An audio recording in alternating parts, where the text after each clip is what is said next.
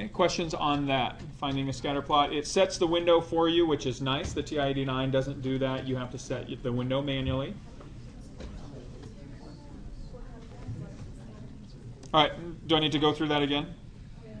All right, so enter your data in columns. X is in one column, Y is in another column. You're going to highlight that data. You're going to go up to Insert, and then under Charts here, you're going to pick this scatter plot. Select the one with no other markings, and it will put that into your spreadsheet. Okay. All right, so that is your scatter plot. You can see the general tendencies of the graph right here. You can see that it's going up and to the right. Okay, but what we're going to do next is we're going to find the line of best fit.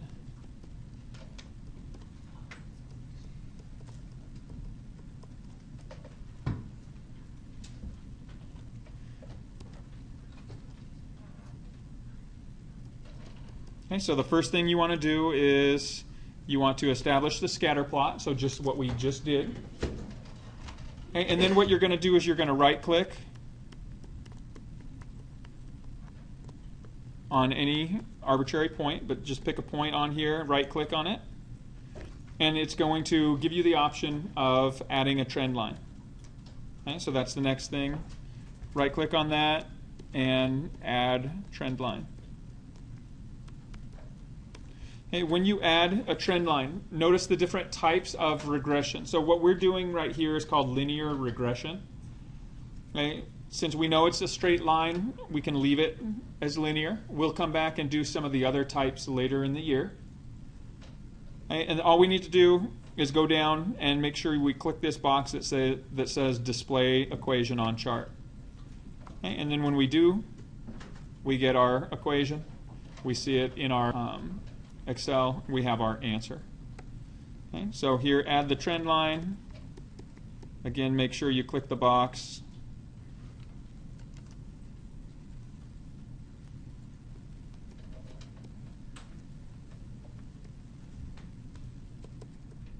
To make sure you display the equation. Okay, and that is your equation of the line of best fit, and that's all you have to do. Okay, now, there might be times that you're going to be asked to estimate the equation up to 3 decimals or 2 or 5 decimals. If you need to change the number of decimals that you view, what you're going to need to do is you're going to need to hover over the box.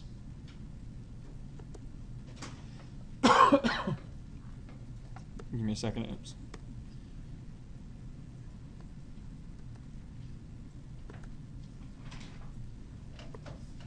All right, so what you're going to need to do is hover over the box. Notice I have a set where I can put my cursor in there, but I also have this little plus, the little move command.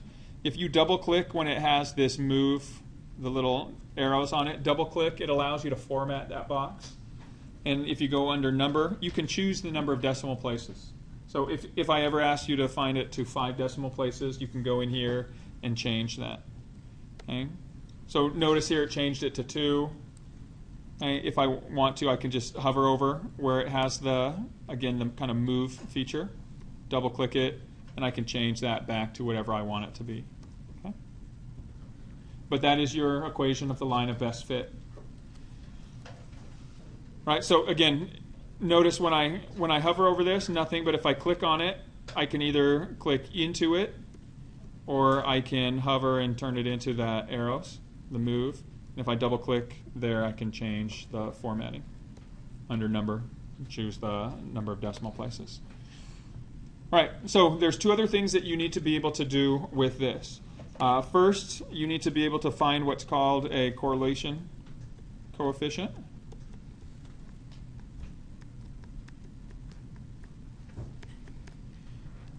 The correlation coefficient is basically telling you how well the line fits the data.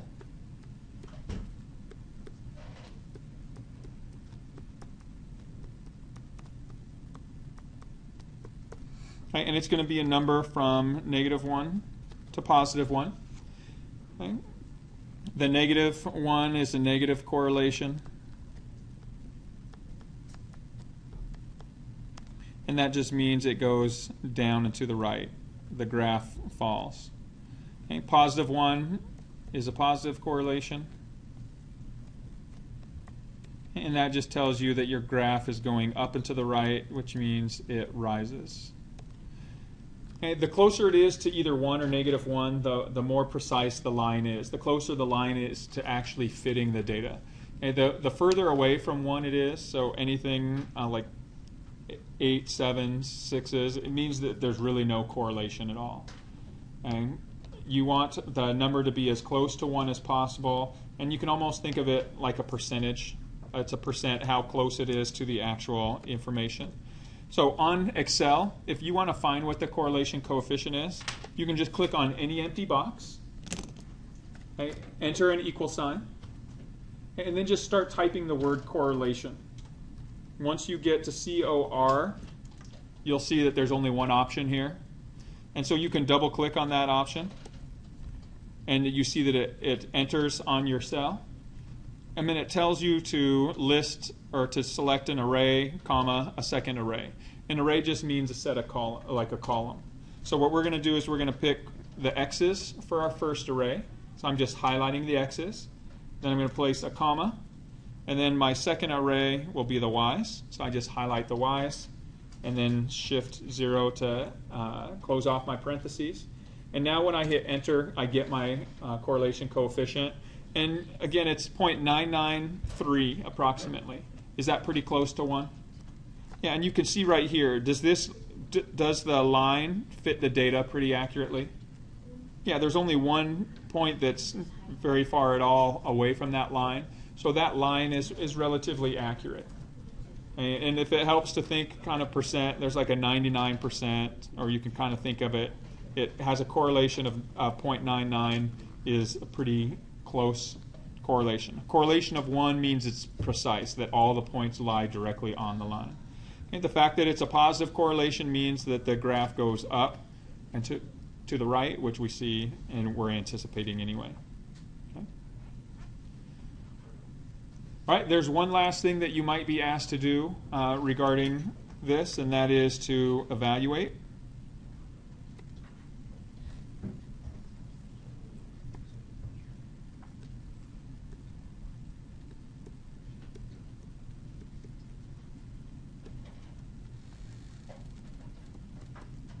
So if I wanted to take this data set right here and I wanted to evaluate when x equals 7,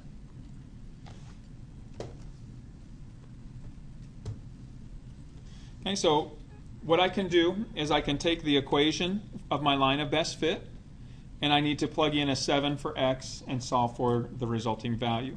The way that you can do that on Excel is if you click on your equation so that it highlights it, and then you can enter inside that equation and just copy what you have. Okay. Use Control-C to copy. I'm going to go ahead and paste it into a cell. Again, you can pick any cell. And then all you're going to do is you need to get rid of your y, because you need it to start. If you're using a function in the Excel spreadsheet, you need to start it with an equal sign. So we're going to erase the y, okay, and then erase all spaces. So I erase the space before the equal sign. I'm going to erase the space after the equal sign. Okay, and I am evaluating this when x is 7. So I'm going to go ahead and just replace the x with a 7. Again, delete any of the empty or any of the spaces. And once I've done that, so once I've inserted the variable I'm substituting in or replacing and erased all the spaces, I can now hit enter and it'll give me my answer right here. So 55.8 would be my answer.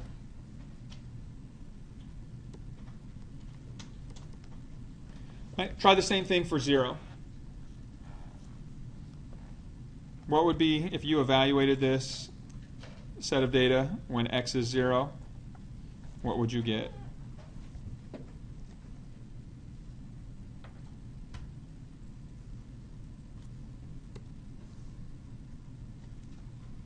Okay, so just looking at the equation, when x is 0, that's your y-intercept, right?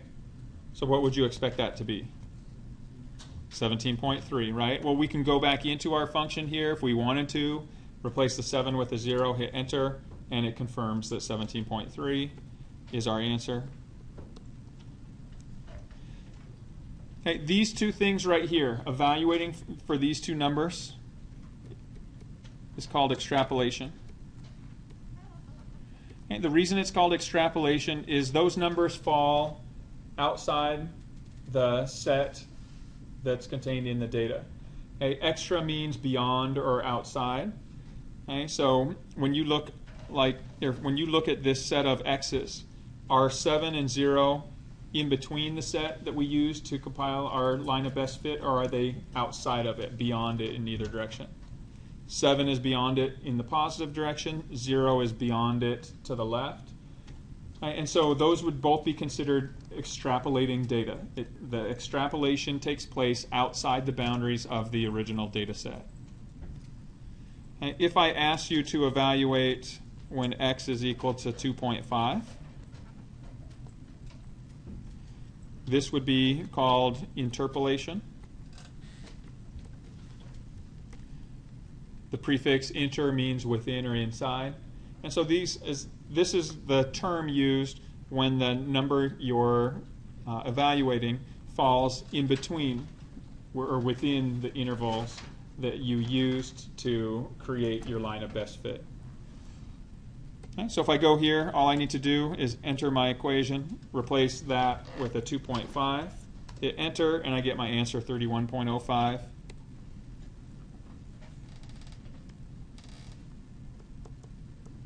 Okay, and that would be my solutions for that. Okay, so those are the different things that you're going to need to be able to find. You need to see the scatter plot, find the line of best fit. You're going to need to identify positive or negative correlation. Again, if it's flat, okay, or if it is a number that's far from the 1 or the -1, you're going to have no correlation. And then you need to be able to interpolate and extrapolate data based on just plugging in the numbers to that set.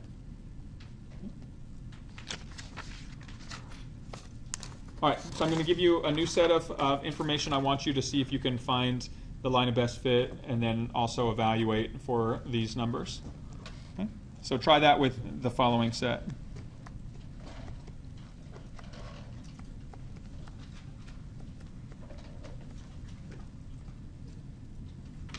One of the nice things with Excel is when you change data, the graph just dynamically follows. Okay, so if I since my x's are all the same here, I can just enter my new y's, and notice as I do this, the graph is changing, and I have my final solution. Okay. Now my equation, the evaluation of my equation is different, but here my line of best fit has been adjusted, so it's negative 3.1x plus 21.1.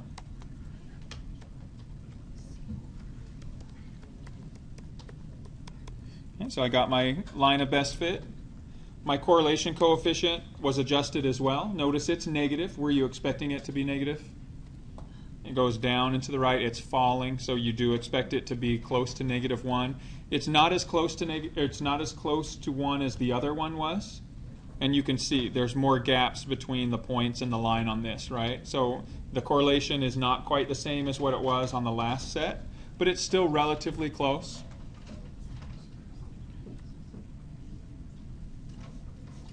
Okay, so you got a correlation coefficient of approximately 0.949. Okay. And then the final thing is we want to evaluate it when x is 7 and 2.5.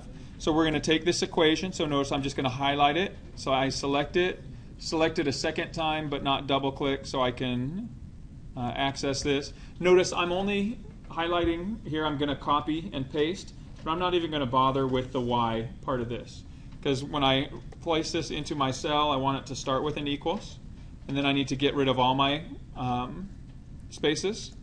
So I'm going to get rid of the spaces. I'm going to replace my x with what I want to multiply it by, so times 7. And again, go ahead and continue to delete all my spaces.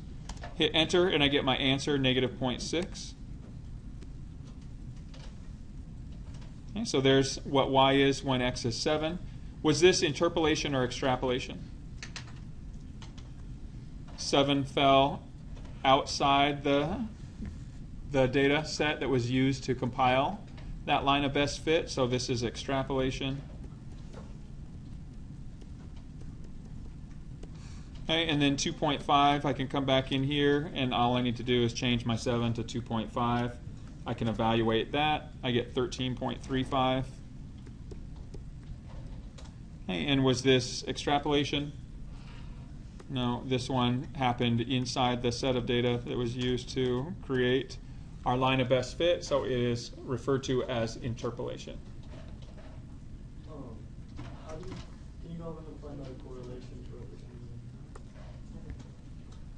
Right here. Show how to do that. Yeah.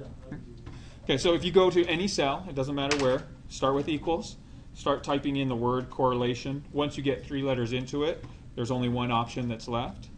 And it tells you that that's what it's giving you. So just double click that. Array 1 just means a set of numbers, so select cell 1, or the column 1. Hit comma, go to the second array, highlight the y's, and then just close it off with the parentheses, hit enter, and it'll give you the value for that. Would you ask us to do that without Excel? You can do it with TI-89, but you'll need to use Excel. All right, the one thing, so again, one of the advantages is once you have all your cells set up, they just dynamically change. The one thing to keep to be very cautious of is, let's say I gave you a new set of information that was exactly the same, except it added one more ordered pair. So let's say it added 6 and 4. Okay, if that's the case, notice when I entered 6 and 4 there, did my graph change at all? No, it's still the same. And the reason for that, if I click on this graph right here, you can see, is 6 and 4 included in the set of data that's been graphed?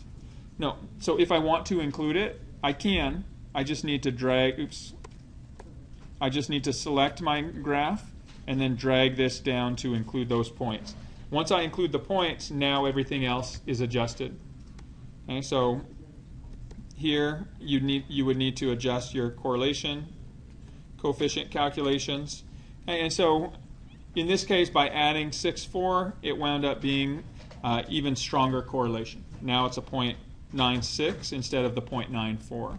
Okay, but you do have to go back in if you are using or changing the set of data. You need to make sure that everything that is supposed to be highlighted is in fact highlighted. Okay?